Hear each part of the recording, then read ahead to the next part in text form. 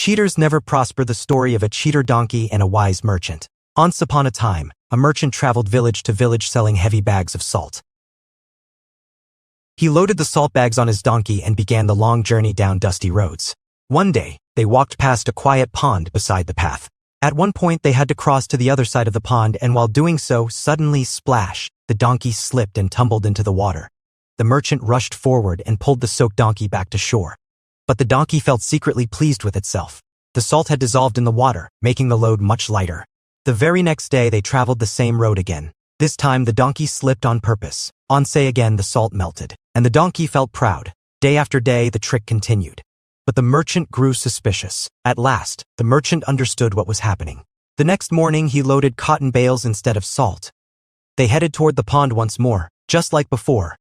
Splash! The donkey fell again. But this time was different. The cotton soaked up water and became terribly heavy. The donkey struggled and could not stand under the weight. The merchant laughed, saying, "Now you won't trick me again." The donkey lowered its head, ashamed and full of regret. And from that day onward they traveled honestly and wisely. The lesson is simple. Cheaters never prosper.